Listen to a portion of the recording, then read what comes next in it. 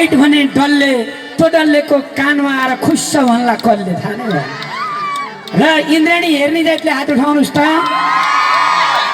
मलाई विश्वास छ यो इन्द्राणी अभियान हो यो इन्द्राणी संस्कारको लडाईँ हो यो इन्द्राणी परिवर्तनलाई स्थापित गर्नका लागि नेपाली समाजका हरेक 7 सालदेखिका अहिलेका उपलब्धिलाई संस्थापन गर्ने एउटा नियमबद्ध रूपले संस्कारको लडाईँ हो भन्छु र हामी मेची महाकाली हिमाल तराई जहाँ पुग्छौँ सायद बाजागाजा बोकेर बिना ट्र्याकलाई हामीले कहिल्यै मान्यता दिँदैनौँ। जब हामीले ट्र्याकलाई मान्यता दिन्छौँ गाउँका लोककला संस्कृतिमा लाग्ने भर्खरका प्रतिभाहरूको विनाश हुन्छ। उनीहरूलाई पालो पनि यही महोत्सवलाई मैले धन्यवाद दिएँ किनभने पहिला यहीतिरबाट नाचे भाइ बहिनीले मैले आज पैसा लिएर आएको थिएँ भने सबै सकिने रहेछ। स्टेजमा मैले 1 करोडसम्म एकै दिन बाँडेको छु यही हातले। अर्कैको पैसा हो अर्कैलाई दिने हो आफ्नो भन्ने यहाँ केही पनि छैन। त्यस कारण मात्र पुल हो। मैले यहाँ आउँदा बित्तिकै भाइ बहिनी एउटा गीत तयार गरिहालेँ। मैले एउटा गीत सेट्टै यहाँ लेखेँ जे देखेँ त्यही लेखेँ त्यही ठोकेँ। मेरो मित्र पुरानो साथी हुनुहुन्छ दीपक गौतमजी रत्न ढकालजीले मलाई लिपु लेखमा जाम कणेलजी भनेर फोन गर्नुभएको थियो। त्यही बेला नि मेसो मिलेन। लिपु लेखमा नगए पनि आज यो गाउँको लेखमा आयो धेरै खुसी लागेको छ। र तिमी मक्कै परै छौ मबिना टाउका चस्मा क्यार्न लाउ सबिना भन्नुभएको छ यहाँ भाइ र सबै मेरो यहाँका भाइ बहिनी एउटै चौरी देउरालीका यति धेरै कलाकार भाइ बहिनी रहेछन्। आई एम सलाम जम्मै कस्तो मजाको छ मुस्कान। म अलिकति भने है त मेरो घाँटी एकदम सुकिया छ। अनि दोहोरी प्रतियोगिताको प्रथम हिजो दोहोरी प्रतियोगिता भयो रे। मैले यति हो यो देशमा मौलिक कला र संस्कृति मर्न लागेको बेला 11 वर्ष पहिला कलाकार साथीहरूले चल्ने र दर्शकले माग्ने भनेर लामा लामा गीत बनाउने न लोकदोहोरी न के न आधुनिक न शास्त्रीय हुने बेला मौलिक गीत चलाउन सकिन्छ भनेर माउन्टेनबाट हामी चलाउँदै गयौँ। एबिसीसम्म आउँदा अहिले विश्व रेकर्ड तोडेको छ।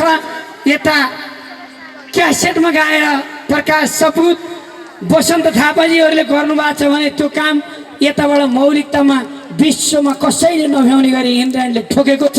त्यो इन्द्राणीले मात्र होइन अहिले हजारौँ कमल सरगम जन्मिनुपर्छ हजारौँ अरू कलाकार जन्मिनुपर्छ। यो अभियान हो इन्द्राणी भनेको युगको एउटा अभियान हो। जतिखेर नेपालको मौलिक कला संस्कृति मर्न लागेको बेला सङ्गीतबाट सेवा सन्देश र मनोरञ्जन एकसाथ दिएर हामी गीत गाउनेहरू हरेक क्रान्तिमा अगाडि बढ्ने क्रान्ति सफल हुन्छ। अरू नेता आउने गीत गाउने गाइने भइरहने हो। गीत गाउनेबाट देशलाई धेरै सिकाउन सकिन्छ भनेर अहिले हामीले गरेका छौँ यो अभ्यास। त्यसका लागि धेरै धन्यवाद। गङ्गा दङदाई दङ्ग पर्नु भएको छ। गङ्गा दाई यहाँ आउनुहोस् त please. Come on don't be late we have no time हैन। अब यी गङ्गा दङहरूले गर्ने केही पनि हो गर्ने तपाईँहरूले उहाँहरूलाई लगेको तपाईँहरूले भनेपछि उहाँ फेल भयो त तपाईँहरू फेल हो नि। त्यस कारण जे भन्नुभयो उहाँहरूले जे काम लगाउनु भयो यस्तो गरौँ उस्तो गरौँ भनेर जसले जितिया छ यो प्रतिनिधिलाई च्याट्ट साथ दिने काम गर्ने। यो पार्टी ऊ पार्टी यो दल ऊ दल यो गुट ऊ गुट केही पनि छैन। नेपाल र नेपाली पार्टी विकास पार्टी चुनावमा 1 रुपियाँ पनि नेताको नखाइदिने।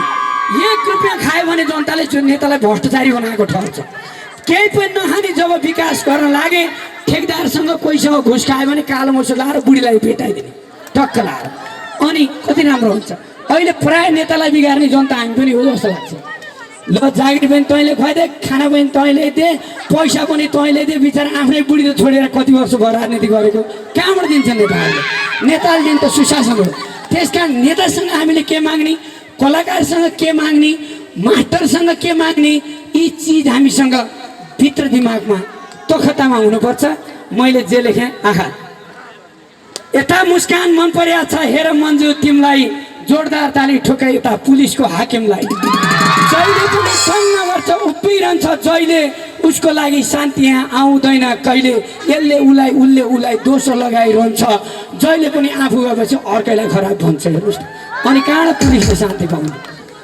चौरी देउराली गाउँपालिका काभ्रेको कर्णाली स्वर्णिम सरस्वती फाउन्डेसनले बोलायो यसपालि भ्रमण वर्ष 2020को प्रचार निम्ति चौरी देउराली आइपुग्यो मुड्दै अनेर घुम्ती ए कमल ए चौरी देउराली सांस्कृतिक महोत्सव मेरी आमै भव्य छ क्या गजब दीपक गौतम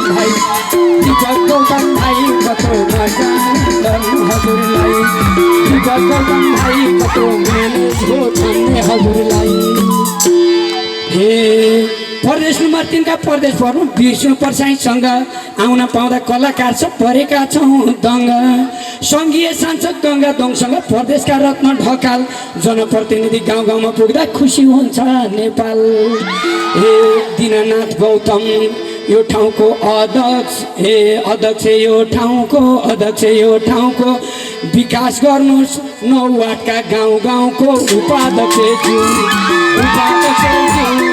थर्दिनु समृद्धिको बिउ उपाध्यक्षज्यूमा थर्दिनु समृद्धिको बिउ ए 1 नम्बर वार्ड अङ्थली हजुर लेखमा रहेछ पर्ने लौरे भन्ज्याङ रमाइलो छ मकै खेती गर्ने वार्ड नम्बर 2 नाङ्ग्रे गाउँ हो खाँडादेवी मन्दिर पर्छ एसियाकै ठुलो पहिरोले झस्काउने काम गर्छ ए माझी फेदा वार्ड नम्बर 3 मा छ तामाङ संस्कार लोभ लाग्दो इनमा छ संस्कृति बचाउँ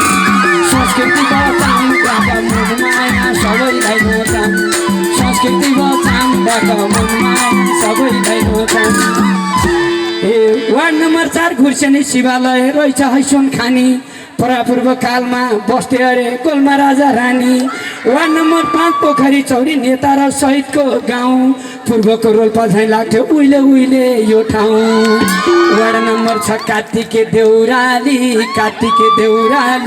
पाठी भरा घुम्न जाउँ हामफाली पर्यटन वर्ष खुम्बा मठ मन्दिर मनदेखि हर्ष पर्यटन वर्ष खुम्बा मठ मन्दिर मनदेखि हर्ष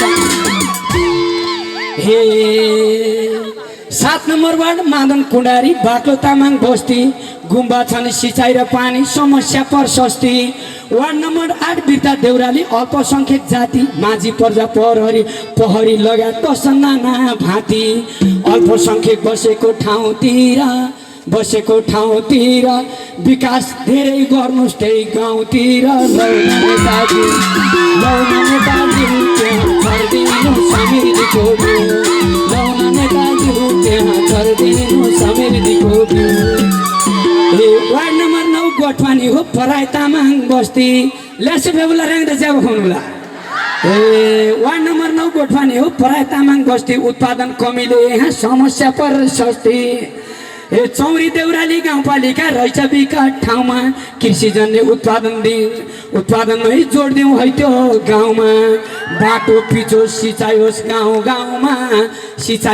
गाउँमा कृषि फारम खोलियोस् ठाउँमा कोलिस्टो चुरो गर्नु छिटै राजनीति गुरु कोलिस्टो चुरो गर्नु छिटै राजनीति गुरु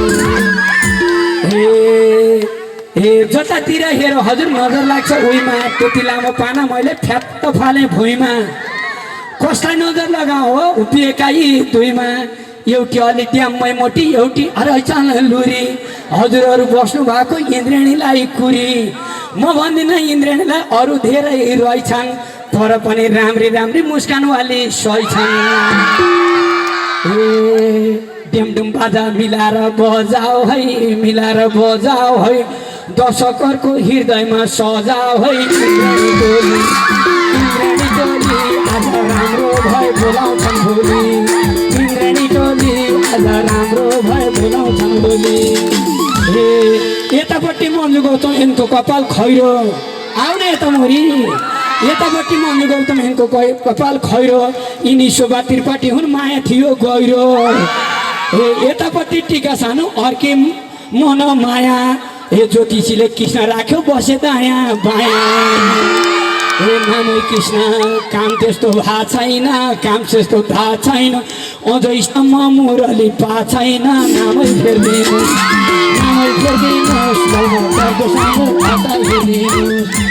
फेरिदिनुहोस् लौना मेरो जनता हेरिदिनुहोस् ए उमेर ढल्के पनि जुम्लाको टक्कै स्याउ जस्ता छन् यो मन्जुका गाला हरेक नेपालीले आफ्नै गाउँमा फुलाउनु पर्छ यस्तै ढकमक्क माला। अर्काको देशको खाजा ल्याएर पैसा खर्च